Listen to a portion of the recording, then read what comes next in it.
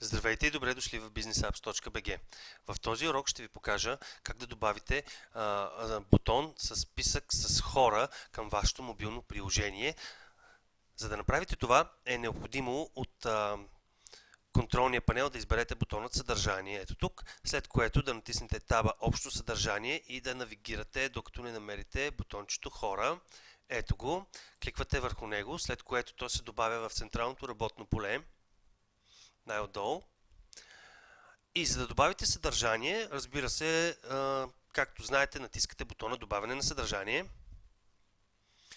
Отново две опции имате. Пак ще разгледаме опцията за персонализиране, тъй като и там има нещо интересно, което предполагам ще ви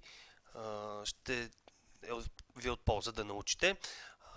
Значи архив може да ползвате, както знаете, предварително създаден, ако имате.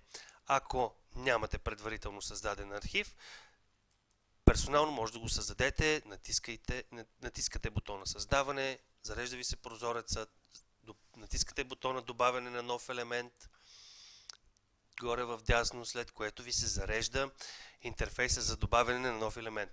Сега, отново имате същият редактор с, разбира се, заглавие, същият мощен текстови редактор за текст и вмъкване на снимки, картини, видео и така нататък.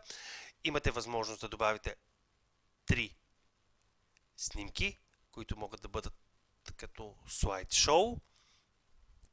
Така, след което може да добавите, тук много интересно, рождената дата на човекът, който, разбира се, за който е този запис. Нали, ето, това е, тук е полето за рождената му дата. Ако той има уебсайт, към неговия уебсайт натискате, давате линк и сега може да добавяте лични контакти, телефон, имейл, съответно неговите профили в социалните мрежи. Сега аз ще попълня един такъв елемент и после ще ви покажа как изглежда. Така, здравейте, ето аз връщам се с вече попълнен профил на първият елемент, който ви обещах, че ще попълня и ще ви покажа как става добавянето на хора към мобилното приложение. Значи, името на елемента, съответно е Димитър Бербатов, нали, заглавието, което съм дал. В едитора съм сложил текст от Wikipedia и съм сложил снимка. Сега ще го отворя малко, за да виждате така. Ето така. Така, ако забелязвате, тук снимката не е, тя е ляво-центрирана, но текста свършва преди нея и започва с нея. Искам да обърна внимание само с десен бутон върху снимката. Може да използвате Alignment линка и да съответно да я сложите централно, наляво, като направим така и текста заобикаля снимката. Ето. След което съм добавил две снимки за слайдера. Сложил съм датата на раждане, която е 30 януари 1981 година. Обърнете внимание, че месеца е преди деня. Това е важно да се знае.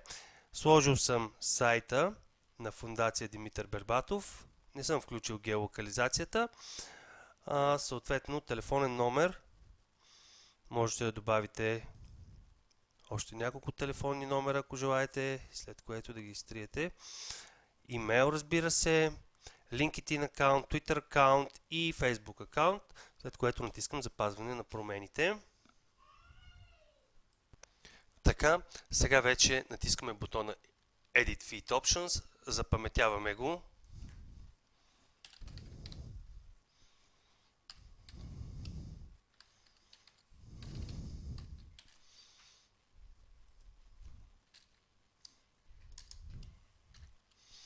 Така, натискаме бутона запазване на промените. Изчакваме малко. Затваряме. Натискаме отново запазване на промените. И сега ще погледнете резултата. Ето в превюто. Натискаме бутончето хора.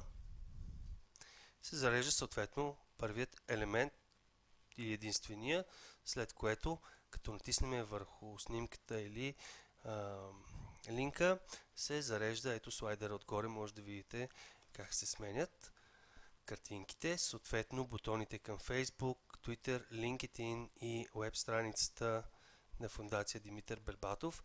Текста, ето тук в случая снимката, която сложихме, тя не е толкова малка, че да заобикаля текста, затова текста е разположен отдолу и отгоре и фактически това е резултата. Тук може да имате списък с личности към вашето мобилно приложение.